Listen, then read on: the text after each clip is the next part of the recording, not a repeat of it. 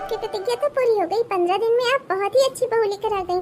माँ, अब तो पूरे मोहल्ले में आपकी नाखुशी हो गई। भाभी आई, ऊपर से इतना सारा दान दहेज भी लेकर आई है।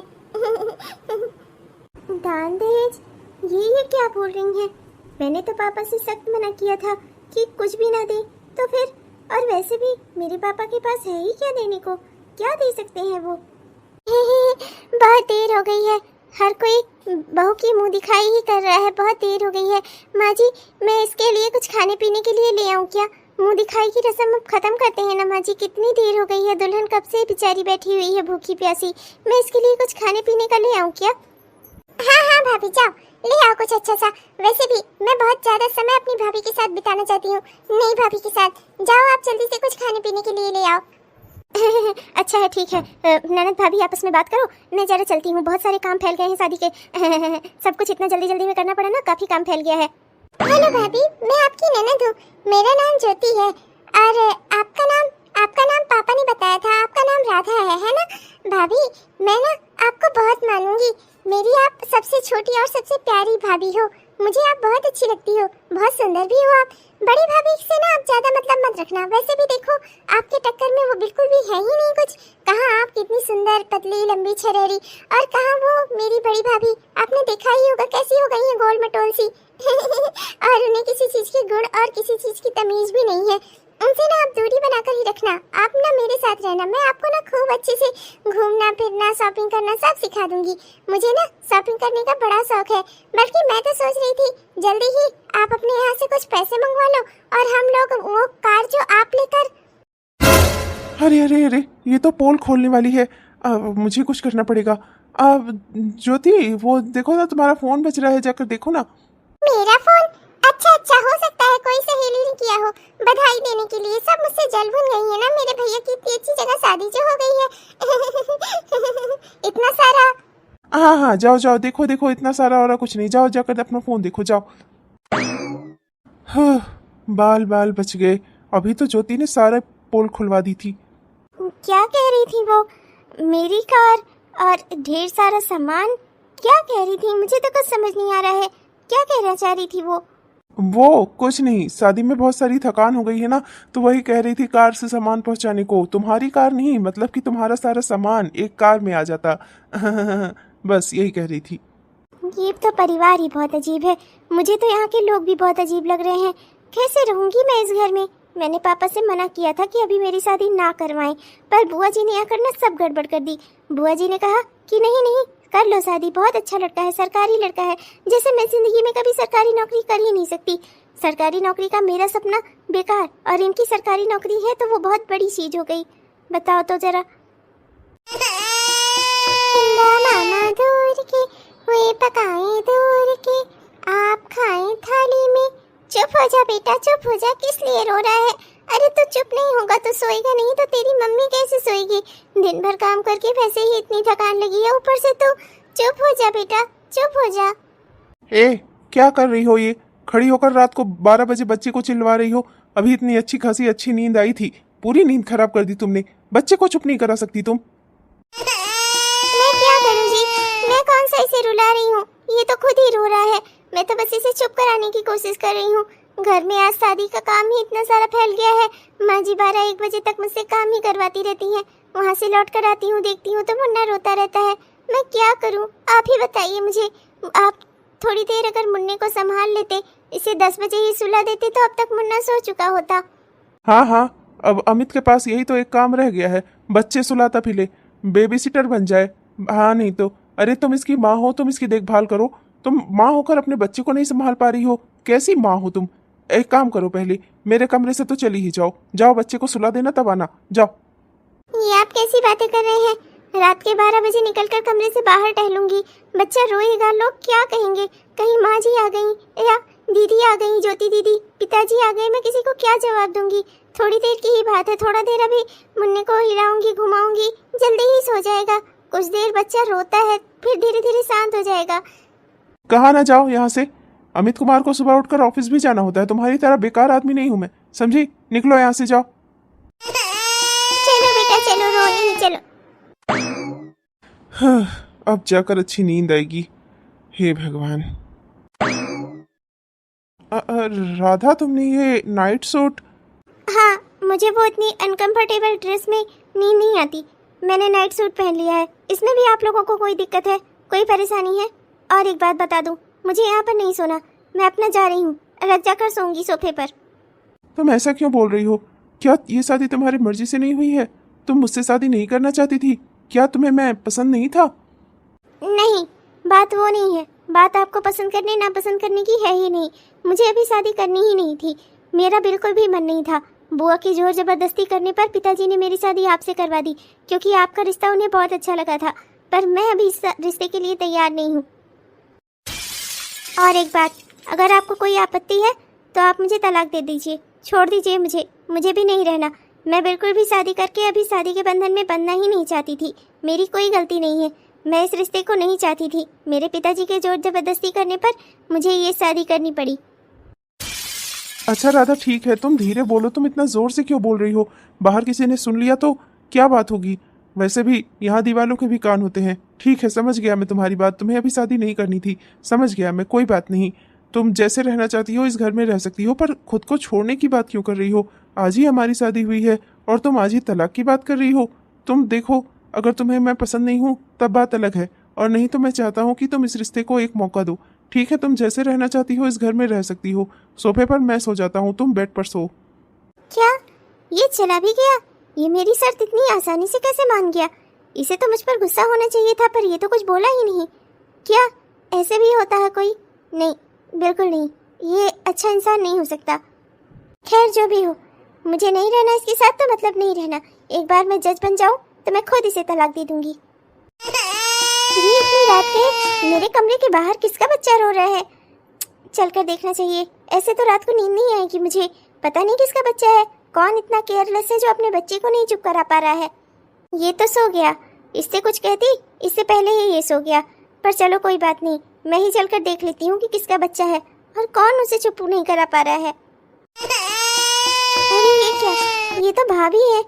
पर ये बच्चा इनका रो रहा है और ये अपना दीवार से सर सटाकर सो गई है। मुझे लगता है शायद इन्हें बहुत थकान हुई होगी, इसी वजह से बच्चे के रोने का भी कोई फर्क नहीं पड़ रहा है इनको। वरना आज तक मैंने ऐसा किसी को नहीं देखा कि उसका बच्चा रो रहा हो और माँ सो रही हो। लाओ, मैं ही बच्चे को चुप करा देती हूँ। अरे रे रे रे रे मेरे राजकुमार, अरे रे रे रे रे, मत रो बेटा, मत रो। अरे अरे छोटी दुल्हन, तुम ये क्या कपड़े पहन रखे हैं तुमने? और रात के 1 बजे तुम घर के बाहर क्या कर रही हो? जाओ अपने कमरे में जाओ। लाओ, मेरे मुन्ने को मुझे दे दो। अरे भाभी, क्या हो गया? नाइट ड्रेस है, यही पहनकर सो पाती हूँ मैं, तो बस यही पहन लिया। क्या हो गया इसमें? इतनी बड़ी बात क्या हो गई? आपका मुन्ना रो रहा था और आप थकान की वजह से दीवार पर सर टकाकर सो गई थी, तो मैंने सोचा मैं ही बच्चे को चुप करा देती हूँ। क्या बात हो गई? कोई बात नहीं है, मैं ही बच्चे को शांत करा देती हूँ। नहीं नहीं, मैं इसे चुप करा लूंगी। तुम जाओ, तुम अपने रूम में जाओ। मतलब इस तरह के कपड़े पहनकर घर के बाहर नहीं रह सकती तुम। कहीं माँ जी या दीदी ने देख लिया ना तो बवंडर हो जाएगा घर में। जाओ जाओ, जाकर सो जाओ। बवंडर हो जाएगा? ये क्या बात कर रही हैं आप? मुझे कुछ समझ नहीं आ रहा। मैं तुमसे क्या ही कहूँ। अब इस घर में तुम आ ही गई हो तो धीरे धीरे सब जान जाओगी।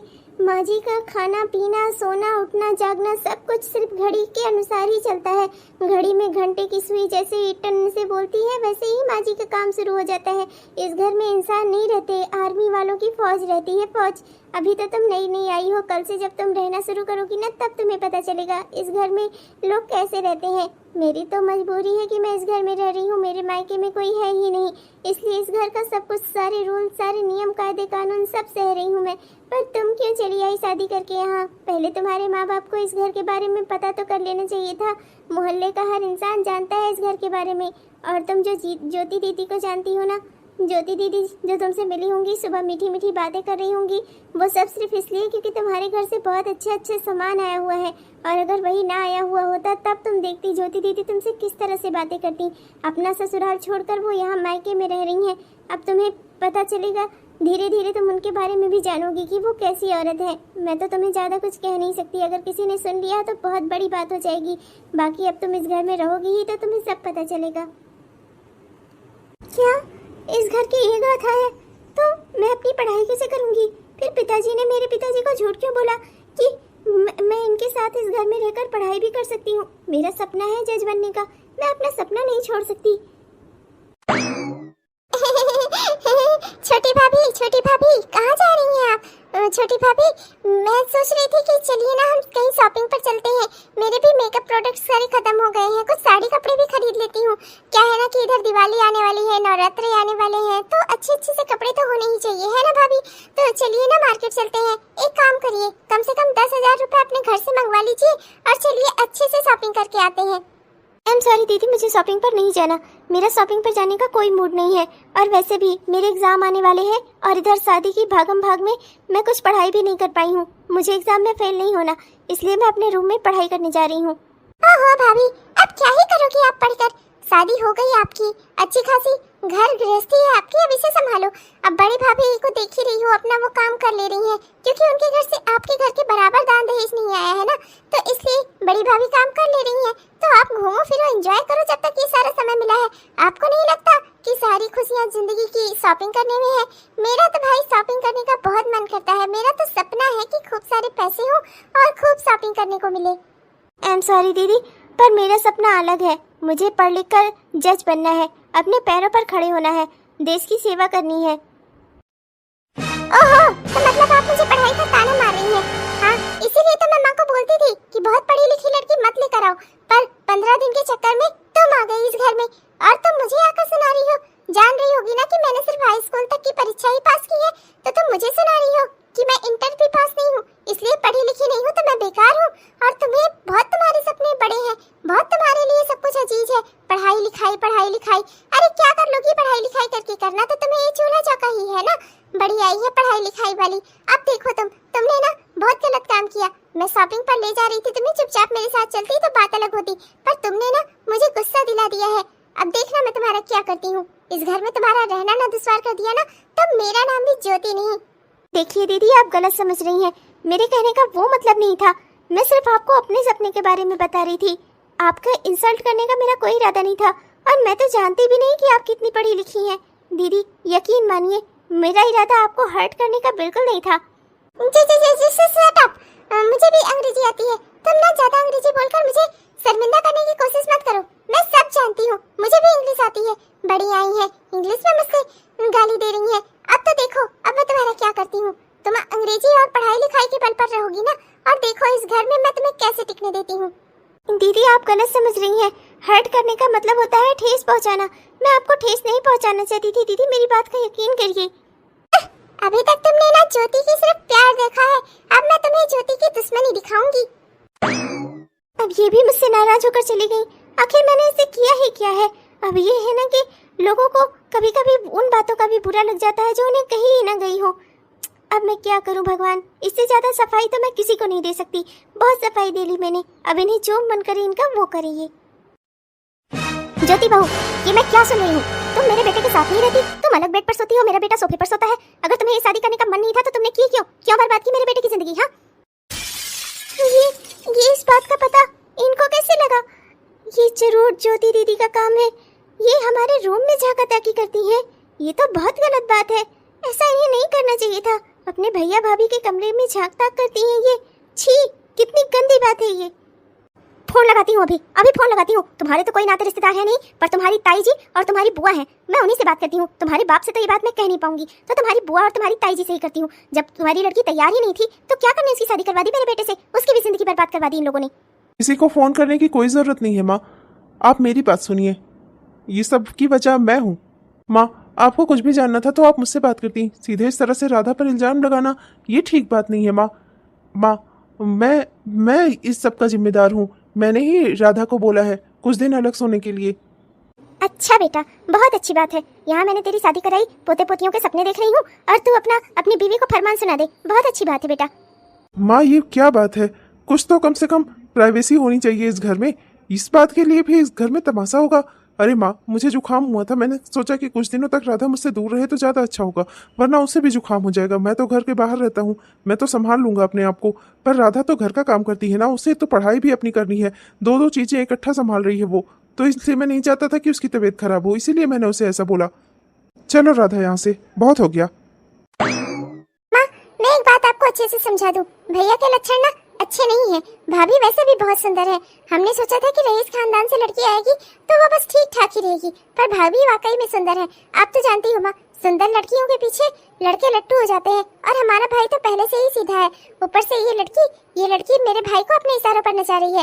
एक बात अच्छे से समझ लो माँ, जितना ये दोनों एक दूसरे के करीब आएंगे ना, उतना ही हमारा भाई हमसे दूर जाएगा माँ। तू सही कह रही है बेटा, तू बिल्कुल सही कह रही है। ये लड़की मुझे ठीक नहीं लग रही है। मेरा बेटा सीधा साधा है और ये उसे घुमा रही है। कहीं ऐसा तो नहीं कि बाहर इसका कहीं किसी के साथ चक्कर चल रहा हो। अभी तो मेरे बेटे ने इसे बचा लिया, वरना आज तो मैं इसकी अच्छे से खबर लेती। पर मैं जान रही हूँ ना, मेरा बेटा झूठ बोल रहा है, वो सिर्फ इसे बचा रहा है। पर मैं करूँ क्या? आई एम सॉरी, मुझे माफ कर दो। मेरी माँ की वजह से तुम्हें इतना कुछ सुनना पड़ा। मैं चाहता तो नहीं था, पर नहीं, इट्स ओके, इसमें आपकी कोई गलती नहीं है। पर मुझे समझ में नहीं आ रहा है, इतनी छोटी सी बात का आपके घर में पतंगड़ कैसे बन जाता है। और मुझे ये भी नहीं समझ में आ रहा है कि जो बातें हमारी प्राइवेट होती हैं वो इस तरह से सबके सामने कैसे आ जाती हैं। मैंने तुमसे कितनी बार कहा है कि मुझे सही समय से नाश्ता और पानी चाय सब दे दिया करो। तुमसे ये भी नहीं होता है। अरे मुझे ऑफिस निकलना होता है, तुमसे रोज लेट क्यों हो जाती है? बच्चे संभालना है। बहुत बड़ा काम कर रही हो बच्चे संभाल कर। हाँ नहीं तो मैं क्या करूं? मैं कोशिश तो करती हूँ, पर ठीक है, मैं कल से और थोड़ा जल्दी उठने की कोशिश करूंगी। कल से मैं 3 बजे ही उठ जाऊंगी जी, और जल्दी हो जाएगी सब काम। उससे मुझे नहीं मतलब है। 3 बजे से उठो, 2 बजे से उठो या रात को सो ही नहीं, मुझे उससे कोई लेना देना नहीं है। बस सही समय से मुझे नाश्ता चाय खाना सब मिल जाना चाहिए, समझी तुम? भाभी, आप ये सब क्यों बर्दाश्त करती हैं? क्यों आप भैया को कुछ बोलती नहीं है? क्यों ये सब कुछ सहती हैं भाभी? इतना सहना क्यों जरूरी है आपके लिए? आपके 2 छोटे छोटे बच्चे हैं, क्या वो सिर्फ आपके बच्चे हैं? भैया की क्या कोई जिम्मेदारी नहीं है? मैं जब भी आपको देखती हूँ भैया इसी तरह आपके ऊपर डांटते रहते हैं। अपना ऑफिस का सारा गुस्सा वो आपके ऊपर निकालते हैं। आप कुछ बोलती क्यों नहीं उन्हें भाभी? आपको इस अन्याय के खिलाफ आवाज उठानी चाहिए। मैं क्या करूँ, इस घर में जो भी होता है मैं सबको सहना ही पड़ता है। तुम भी इस घर में अभी नई आई हो ना, धीरे धीरे सब कुछ सहना सीख जाओगी। भाभी, वैसे तो मैं भैया को कई बार समझा चुका हूँ कि वो आप पर चिल्लाए नहीं, पर भैया मेरी बात कभी नहीं मानते। लेकिन फिर भी आज मैं फिर से उन्हें समझाने की कोशिश करूंगा। राधा, तुम बहुत लकी हो, भगवान ने तुम्हें बहुत अच्छा पति दिया है। सुमित भैया बहुत अच्छे इंसान है। आज तक किसी के ऊपर चिल्लाना तो छोड़ो, उन्होंने कभी किसी पर गुस्सा भी नहीं किया है। सुमित भैया बहुत अच्छे इंसान है। राधा, तुम्हारी बहुत अच्छे इंसान से शादी हुई है, पर इस घर में सब लोग इतने अच्छे नहीं हैं। तुम्हें क्या लगता है तुम्हारे कमरे की बातें, जो तुम्हारी हस्बैंड वाइफ की प्राइवेट बातें हैं, वो बाहर कैसे आ रही हैं? तुम्हारी ननद राधा, ज्योति दीदी, अपने ससुराल से वो यहाँ पर आ गई हैं, और जब से यहाँ पर आई हैं सिर्फ हम सबकी जिंदगियों में आग ही लगाती हैं। वो माँ जी ने उन्हें इस घर की मुखिया बनाकर रखा हुआ है। जो वो कहती हैं वही होता है, और वो हर दिन हम पर अत्याचार करती हैं। कुछ ना कुछ नया ऐसा निकाले रहती हैं जिससे हम लोग परेशान होते रहें। कभी ये कभी वो, कोई ना कोई बात लगाकर माँ जी के कान भरती रहती हैं, और माँ जी हम पर गुस्सा होती रहती हैं। अब तो आलम ये हो गया है कि माँ जी ने हर चीज़ की समय बना दिया है। माँ जी की घड़ी अलग चलती है, पति की घड़ी अलग चलती है। मैं तो परेशान हो गई हूँ। जी में आता है कि कहीं जाऊँ आत्महत्या कर लूँ, पर करूँ क्या? अपने 2 छोटे छोटे बच्चों का मुँह देखकर रुक जाती हूँ। ये तो सरासर अन्याय है भाभी। ये घर हमारा भी तो है, तो फिर दीदी ऐसा क्यों करती हैं? अगर दीदी को इस घर में रखा गया है, उन्हें इस घर में माना जाता है, मुखिया समझा जाता है, तो उन्हें भी तो इस घर को अपना समझना चाहिए। फिर वो माँ जी से बहुओं का झगड़ा क्यों लगवाती हैं? कोई बात नहीं भाभी, मुझे लगता है कि हमें समझने की ज़रूरत है। आप मुझे सही बताइए, उनके ससुराल में आखिर ऐसा हुआ क्या था कि उन्हें यहाँ पर छोड़ दिया गया? उनके पति का किसी और के साथ अफेयर चल रहा था। उन्होंने इसके खिलाफ आवाज़ उठाई तो उन्होंने उन्हें छोड़ दिया। उसके बाद से ना उनके ससुराल से कोई आता जाता है, ना ही कोई उन्हें पूछता है। और अब तो आलम यह है कि उन्हें यहाँ रहते हुए लगभग साल भर हो रहा है, और अब तो मैंने सुना है कि वो नंदोई जी इनको तलाक भी देने वाले हैं। बहुत जल्दी ही कोर्ट में केस फाइल होगा।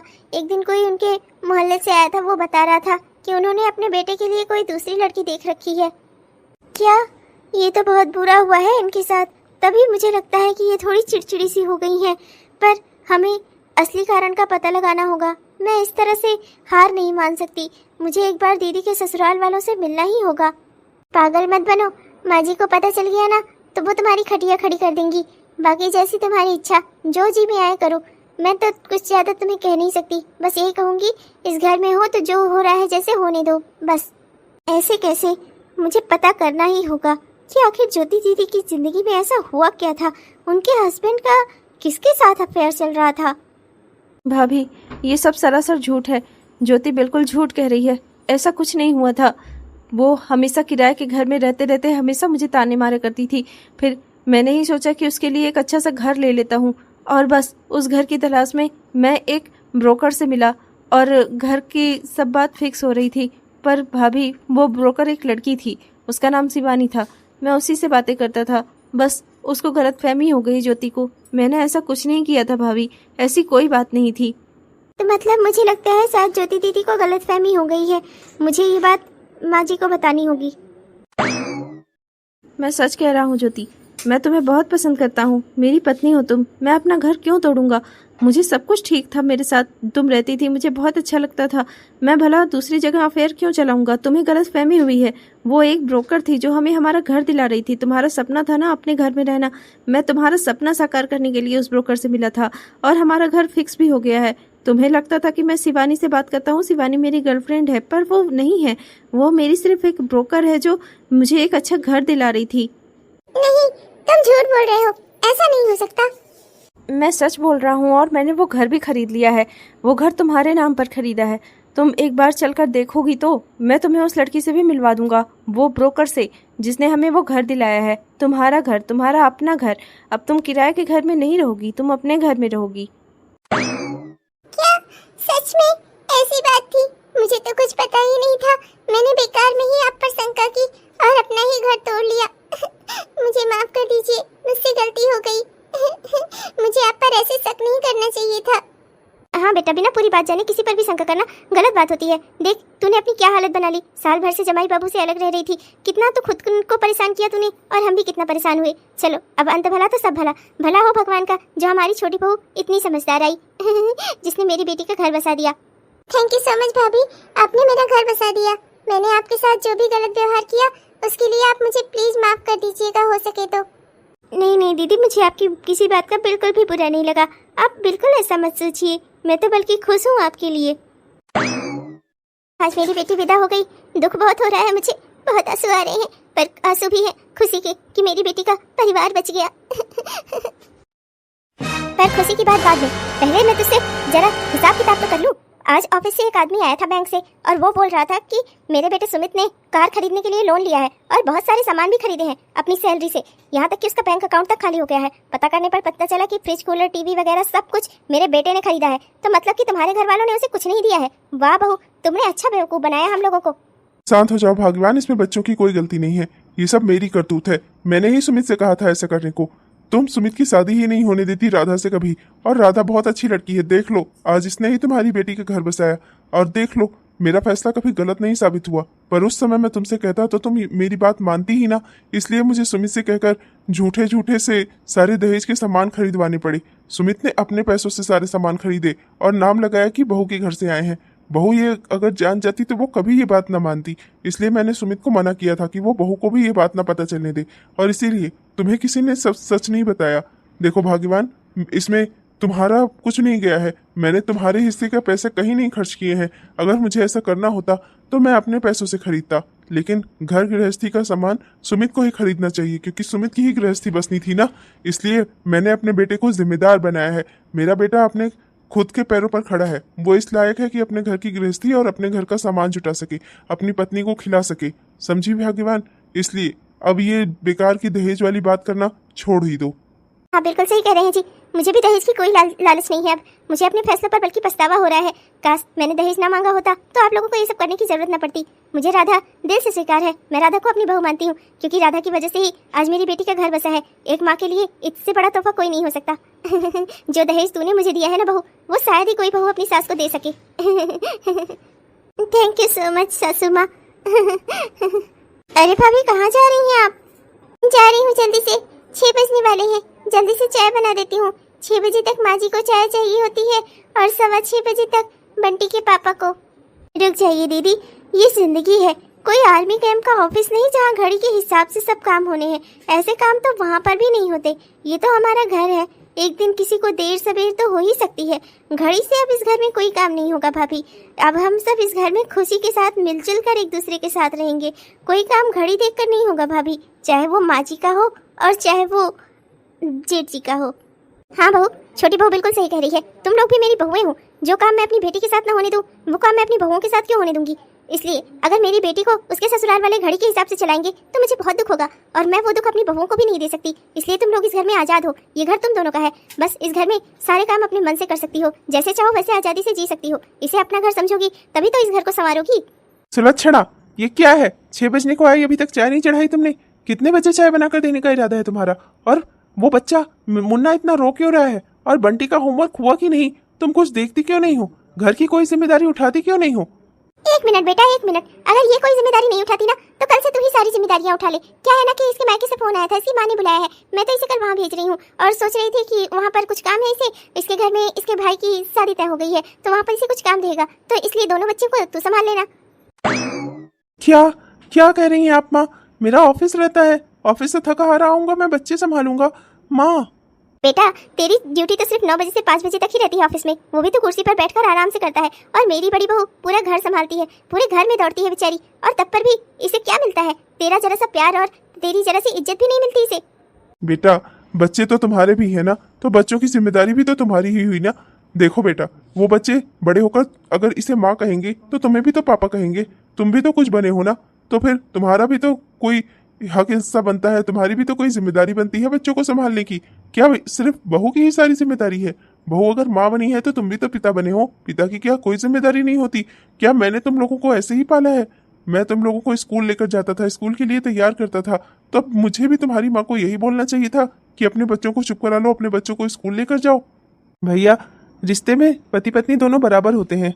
जब सम्मान में बराबर होते हैं, हर चीज में बराबर होते हैं, और जिम्मेदारियों में भी। जेठ जी, दीदी ने आपको सब कुछ दिया है। दीदी ने आपको परिवार दिया है, इतना प्यारा घर संसार दिया है, 2 बच्चे दिए हैं। आपको कम से कम दीदी का सम्मान तो करना चाहिए। दीदी आपका कितना ख्याल रखती हैं, और आप। सुलक्षणा, मुझे माफ कर दो, मुझसे गलती हो गई। वाकई में मैं ये भूल ही गया था कि दोनों बच्चे मेरे भी तो हैं, मेरी भी तो जिम्मेदारी है। मुझे माफ कर दो, मैंने हमेशा तुम्हारे साथ गलत व्यवहार किया। देखता था मैं कि दिन रात तुम थकी रहती हो, तब पर भी तुम्हारी जिम्मेदारियों में हाथ बटाने के बजाय मैं भी तुम पर गुस्सा करता था। मुझसे गलती हो गई सुलक्षणा, माफ कर दो मुझे। आपने मेरे बारे में इतना सोच लिया, मेरे लिए यही बहुत है। एक स्त्री बस चाहती ही क्या है कि उसका परिवार और उसका पति मुझे थोड़ी सी इज्जत, थोड़ा सा प्यार और थोड़ा सा सम्मान दे दे। इसी इतने से काम के लिए वो पूरा दिन सुबह से उठकर रात तक लगी रहती है। तब पर भी अगर परिवार में उसे सम्मान और प्यार न मिले तो उसे कितना दुख होता है। धन्यवाद तुम्हारा राधा, तुमने इस घर की तस्वीर बदल दी। तुमने वाकई में मेरे घर की तस्वीर बदल दी। नहीं, आपके प्यार और आपके विश्वास ने मुझे बदल दिया। क्या आप मेरे साथ एक अच्छी जिंदगी बिताना चाहेंगे? क्या आप मुझे अपनी पत्नी के रूप में स्वीकार करेंगे? मैंने तो आपको अपना पति दिल से मान लिया है, क्या आप मुझे अपनी पत्नी मानेंगे? ये तो मेरे लिए खुशी की नहीं, सौभाग्य की बात है।